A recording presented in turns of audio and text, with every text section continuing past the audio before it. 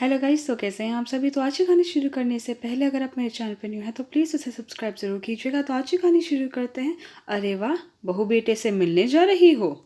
जब से कौशल्या जी के बेटे रमेश ने एक शहर की लड़की से लव मैरिज करी थी, तब से पड़ोसन ने कौशल्या जी के अंदर डर बैठा दिया था कि शहर की लड़कियां बड़ी तेज होती हैं, उन्हें अपने पति को वश में करना खूब आता है।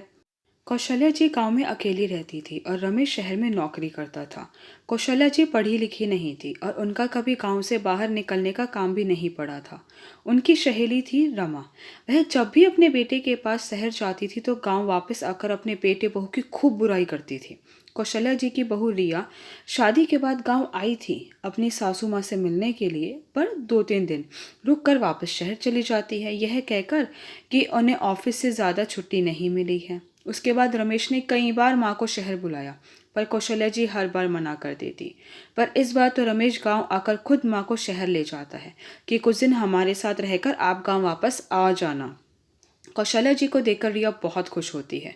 वह सुबह नाश्ता करके और अपनी सास को नाश्ता करवा कर ऑफिस चली जाती है। कहती है, मम्मी जी मैंने छुट्टी के लिए कहा था, पर बॉस ने कहा है कि अभी इस हफ्ते छुट्टी नहीं मिल पाएगी, पर कल संडे है, हम पूरा दिन साथ रहेंगे। तो कौशल्या जी कहती हैं, कोई बात नहीं बेटा। शाम को जब बहू बेटा ऑफिस से घर आते हैं तो घर में चारों तरफ खुशबू फैली होती है। रमेश कहता है, माँ आपने दाल की मंगोड़ी बनाई है। तो कौशल्या जी कहती हैं, हाँ बेटा, आते हुए थोड़ी सी रखी थी, वह मैं गांव से आते समय ले आई, सोचा चलो आज बना देती हूँ। रात के खाने में रमेश और रिया बड़े मज़े से खाना खाते हैं। तो रमेश कहता है, सच में बहुत दिन बाद खाना खाकर तृप्ति हुई है। तो रिया कहती है, माँ मैंने पहले बार यह दाल की मंगोड़ी खाई है, बहुत स्वाद है। तो रमेश कहता है, माँ थोड़ी दाल की मंगोड़ी बना कर रख दोगी। तो वे कहती हैं, हाँ बना दूंगी। तो रिया कहती है, माँ मुझे भी सीखनी है। तो कौशल्या जी कहती हैं, हाँ तुम भी सीख लेना। अगले दिन संडे था तो सब आराम से सोकर उठे। नाश्ता करने के बाद दोपहर को रिया कौशल्या जी के पसंद के कढ़ी चावल बनाती है। तो वह कहती है, बहू तुम्हारे हाथ में बहुत स्वाद है। थोड़ी देर बाद रिया स्कूटी की चाबी लेकर आ जाती है और कहती है, चलो माँ बाजार से दाल ले आते हैं मंगोड़ी के लिए। तो कौशल्या जी कहती हैं, मैं नहीं बैठूंगी इस पर। तो रिया हंसने लगती है, चल माँ, और वह उन्हें जबरदस्ती स्कूटी पर बिठा लेती है। पहले तो वह डर जाती हैं, फिर मज़े से बैठ जाती हैं। वह पहले दालें खरीदते हैं, फिर दोनों साथ में चाट खाती हैं। कौशल्या जी को बहुत अच्छा लग रहा था। उन्होंने पहले कभी शहरी जीवन नहीं देखा था। फिर रिया उन्हें मॉल लेकर जाती है। मॉल देखकर कौशल्या जी की आंखें खुली रह जाती हैं। इतना बड़ा बाजार।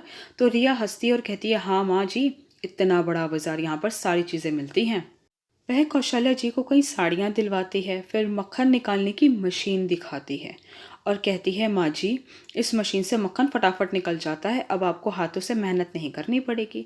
बहू उन्हें खूब सारी शॉपिंग करवाती है, फिर उन्हें आइसक्रीम खिलाती है।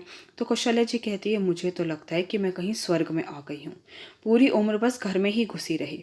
वह दोनों खूब खुश होकर घर आती हैं। तो रमेश कहता है, क्या बात माँ, आज तो आपके चेहरे पर अलग ही रौनक है।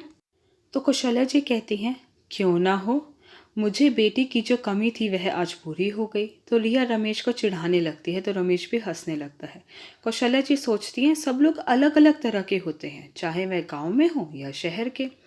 कौशल्या जी के मन में अपनी बहू को लेकर जो भी डर होता है वह सब निकल जाता है। आई होप गाइस कि आपको मेरी वीडियो पसंद आई। अगर आपको मेरी वीडियो पसंद आई है तो प्लीज़ उसे लाइक ज़रूर कीजिएगा, शेयर कीजिएगा, मुझे कमेंट करके बताइएगा कि आपको मेरी वीडियो कैसी लगी।